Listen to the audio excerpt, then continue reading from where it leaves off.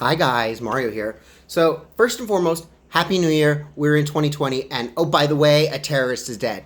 Yes! Sorry, I have no love for anybody who terrorizes other people, who wants to kill Americans. And what really upsets me is that there's Americans in the streets holding up his picture going, justice for somebody, justice. Girl, get out of here. Get the out of here, because we don't need any of that. You do not need to be sympathizing for no man who would happily throw me off a building.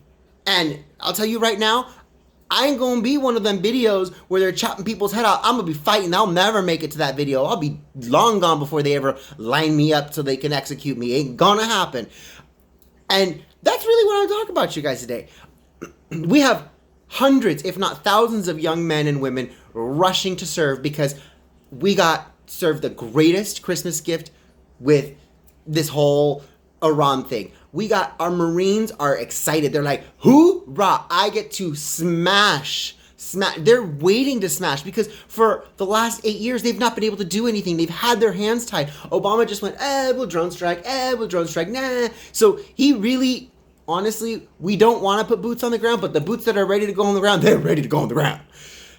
And I was once upon a time one of those boots. I wanted to be one of those boots so bad. I applied for military service. I scored one of the highest scores. I scored in the 98th percentile, in the top 2% of those examined. And my recruiter was like, we want you. I did several medical waivers trying to get in. Didn't happen. I had my orthopedist from when I was 6 months old try and tell them he is a CIF level athlete. He has no issue. His bone spurs don't affect him that way. He has all my blessing and my clearance for military service. And you know what our military said? Nah, girl. He got them bone spurs, and we're not going to do it. But mind you, I did have 3 surgeries growing up. My brothers have had 6 and I believe 10. And then I have another brother who didn't have any. So the shades of bone spurs come in many, many variations. My younger brother had the worst, and then I had the least. I have cousins who also have bone spurs who have never had surgery. And some of them are physically fit. Some of them are basically able to do anything.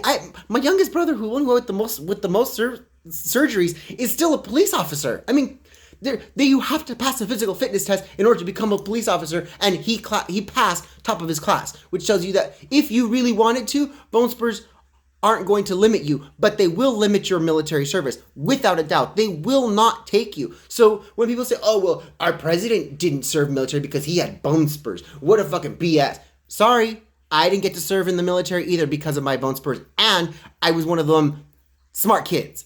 So I'm tired of hearing that excuse that, oh, well, he doesn't know what he's doing. Honey, he knows plenty what he's doing, because as soon as I was told that I couldn't join the service, first thing I did was, okay, well, how else can I serve my country? What else can I do? Yes, I was in the private sector. Yes, I was working, but I started getting connected with the local GOP groups, with local rally groups. And this, I'm talking 2008. I'm talking way back before the internet, not before the internet, but before Facebook, before Instagram, before Twitter, before any of this. I was one of the first people to join all of these platforms, but I wasn't posting some of the things I did. I didn't know that this was going to blow up the way it did, but heck, I was still out there. I admire Scott for going out there and registering voters and standing on the corner. I admire Mikey Harlow for speaking truth on Twitter. I admire Kitty Demure for just speaking frankly while she just paints her face. And the left is trying to silence us. We are all warriors. I love it that we are all waking up. And this year, I really hope that we can all start working together. I can start doing videos with Kitty Demure, more videos with Christopher, videos with Lady Maga, videos with the Damage Girls, videos with Mikey Harlow. I want all of you guys. I want us all to start working together, because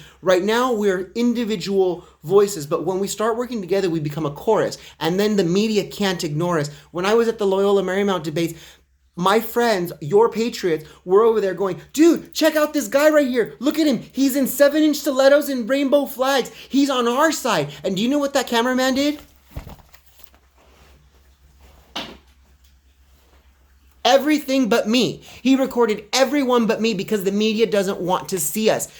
We're going to be seen. And in 2020, they're going to lose their minds because I'm telling you, LGBT people have long since walked away. They've just been very, very quiet. They never needed the hashtag. They never needed a movement. Now they need you. They need me. They need all of us to say, yes, you have that voice. We support you, and we're going to continue to support you, even if you're gay. It doesn't matter what you do in your bedroom at night. I have had argument after argument and discussion after discussion with these evangelicals and these, I don't even want to say Christians, because I don't see them as Christian. When they turn around, they tell me, you're a sodomite. You have no voice. Homosexuality is a disease. It's the end of the race. I'm sorry. You can't tell me that every heterosexual parent is a good parent, because nature creates homosexuality because there's a problem. There's a problem in the home.